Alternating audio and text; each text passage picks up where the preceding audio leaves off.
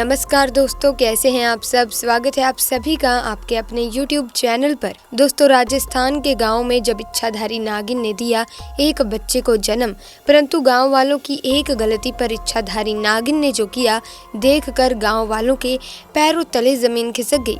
दोस्तों, हमने नाग नागिन के कई किस्से कहानियाँ सुने हैं और बड़े बुजुर्गों से भी सुना है, जिसमें नागमणि का जिक्र तो जरूर होता है। दरअसल दोस्तों, नागमणि इच्छाधारी नाग नागिन के लिए बहुत ही महत्वपूर्ण होती है, क्योंकि इस नागमणि की सहायता से उन्हें कई शक्तियां प्राप्त होती हैं, जिसे वो किसी का भी रूप धारण कर सकते हैं और कोई भी भारी वस्तु उठा सकते हैं और किसी की भी जान ले सकते हैं। ऐसे में दोस्तों, जरा सोचिए कि इस नागमणि में कितनी शक्तियां होंगी, और अगर ये किसी इंसान के हाथ लग जाए तो वो इंसान बहुत शक्तिशाली हो जाएगा, जिससे वो जो चाहे वो कर सकता है। लेकिन दोस्तों, नागमणि कोई साधारण इंसान हासिल नहीं कर सकता। ये केवल इच्छाधारी नाग नागिन को कठिन तपस्या के बाद महादेव से प्राप्त होती है, क्योंकि नाग नागिन महादेव शिव को ही अपना आराध्य मानते हैं और उनकी हजारों वर्षों की कठिन तपस्या से भगवान शिव खुश होकर उन्हें नागमणि देते हैं, जिन्हें इच्छाधारी नाग नागिन को संभाल कर रखना होता है। लेकिन दोस्तों, अगर कोई नागमणि चालाकी से चुरा ले तो उस व्यक्ति के साथ क्या होगा, आइए जान लेते हैं आज की इस वीडियो में। क्योंकि दोस्तों, तब क्या हुआ होगा जब इच्छाधारी नागिन ने दिया एक बच्चे को जन्म और व्यक्ति की एक गलती के कारण इच्छाधारी नागिन ने उसके साथ जो किया, सुनकर लोगों के होश उड़ गए। दोस्तों, ये चमत्कारी घटना है राजस्थान के एक छोटे से गांव चंदेल गांव की। दरअसल ये घटना घटित हुई चंदेला गांव के एक मुखिया और वहां के सबसे धनी इंसान नैतिक जी के साथ। नैतिक करीब आज से 5 साल पहले एक साधारण एवं गरीब व्यक्ति का जीवन व्यतीत करते आ रहे थे। वो अक्सर जंगल में अपनी बकरियां चराने जाया करते थे। एक दिन बकरी चराते चराते वो जंगल के थोड़ा और अंदर निकल गए। उसी जंगल में एक इच्छाधारी नागिन अपने नाग के साथ एक विशाल पेड़ के पास रहा करती थी। वो नागिन गर्भवती थी। शाम का वक्त था और नैतिक जब उस पेड़ के पास से गुजरा तो उसे वहां एक तेज चमकती चीज दिखाई दी, परंतु साथ ही वो दोनों नाग नागिन भी वहीं थे। उन्हें देख वो थोड़ा सा डर गया और तुरंत ही वहां से जल्दी से घर की ओर भागा। नैतिक इतना घबराया हुआ था कि उस समय तो उसने पीछे मुड़कर तक नहीं देखा, परंतु उस रात उसके ध्यान में वो चीज़ जो चमक रही थी वो बार बार आ रही थी। वो इतना तो समझ गया था कि वो हो ना हो बहुत ही मूल्यवान चीज़ थी, और अगर वो मुझे मिल गई तो मैं भी धनवान हो जाऊंगा। परंतु सबसे बड़ी मुसीबत थी वो दोनों नाग नागिन। अगले दिन वो वापस जंगल उसी पेड़ वाले स्थान पर गया और कुछ दूर खड़े रहकर छिपकर उस पेड़ के पास रह रहे नाग नागिन को देखने लगा। कुछ देर देखने के बाद उसने ध्यान दिया कि नागिन तो गर्भवती है। वो उस रात घर आकर सोचने लगा कि ये अच्छा मौका होगा जब नागिन अपने बच्चे को जन्म देगी, तभी वो नागमणि चोरी कर लेगा, क्योंकि उस समय नागिन कमजोर होगी, बस नाग को मारना होगा। दोस्तों, कहते हैं कि अगर किसी नाग के मुंह की तरफ गोबर मार दिया जाए तो वो अपना होश को बैठता है। अब नैतिक हर रोज गोबर लेकर उस विशाल पेड़ के पास छुपकर सही मौके का इंतजार करने लगा। एक दिन वो मौका भी आया जब नागिन अपने बच्चे को जन्म देने वाली थी। तभी चुपके से नैतिक ने नाग के मुंह पर तेजी से गोबर मारा और फिर एक बड़े पत्थर से नाग को मार डाला। फिर उसने नागिन और उसके बच्चे को भी मार डाला और उस मणि को उठाकर जल्दी से घर की तरफ निकल पड़ा। परंतु उधर नागिन किसी तरह बच गई थी और बस बेहोश पड़ी थी। जब नागिन को होश आया और उसने अपने बच्चे और पति को मरा देखा तो उसके दुख दर्द का ठिकाना नहीं रहा। वो उस समय गुस्से से पागल होए जा रही थी और उसने नैतिक से बदला लेने की ठानी।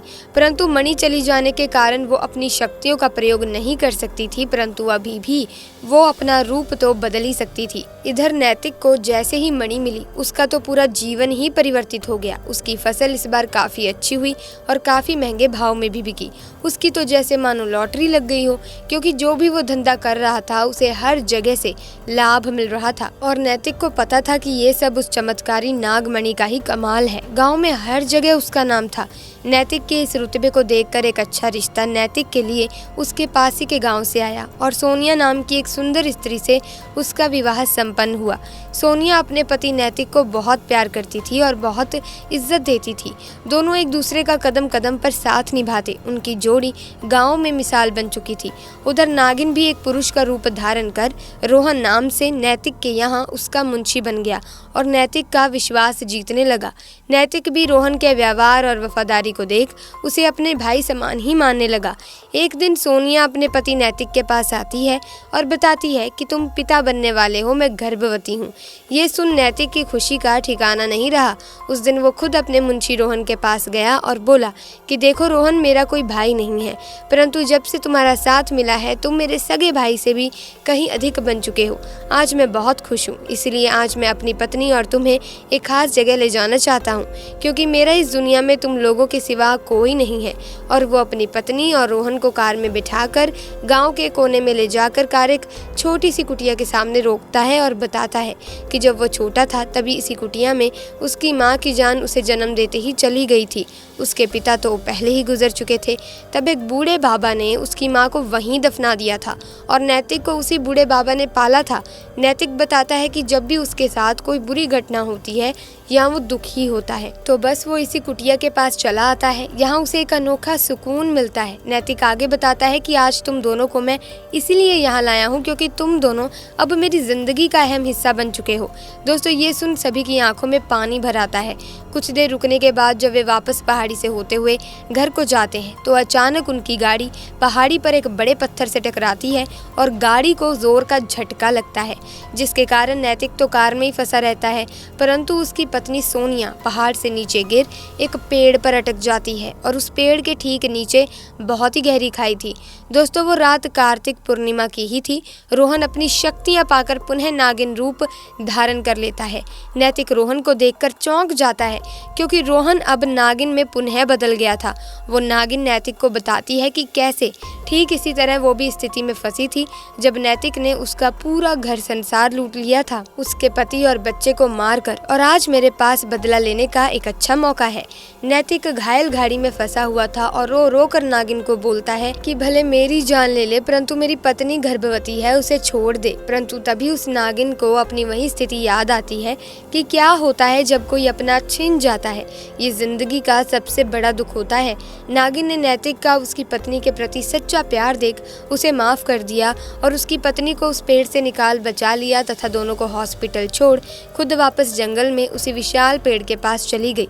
जब नैतिक हॉस्पिटल से स्वस्थ होकर अपनी पत्नी के साथ घर वापस लौटा तो उसे अपनी गलती का एहसास हुआ और उसने जाना कि उसने कितनी बड़ी गलती करी है। वो नागमणि को लेकर उसी विशाल पेड़ के पास गया और उस पेड़ के पास उस नागमणि को रख फूट फूट कर रोने लगा और शाम को घर वापस आ गया। दोस्तों, कभी कभी इंसान लालच में इतनी बड़ी गलती कर बैठता है कि फिर उस गलती को कभी भी ठीक नहीं किया जा सकता और बस अंत में पछतावा ही रह जाता है। आपको ये घटना कैसी लगी हमें कमेंट बॉक्स में बताना ना भूलें। साथ ही महादेव के भक्त पूरी श्रद्धा से सच्चे मन से कमेंट सेक्शन में हर हर महादेव का जयकारा जरूर लगा दे ताकि भगवान शिव की कृपा आप पर और आपके परिवार पर बनी रहे। तो दोस्तों, आज की वीडियो में बस इतना ही। अगर वीडियो अच्छी लगी तो वीडियो को लाइक और शेयर करना ना भूलें।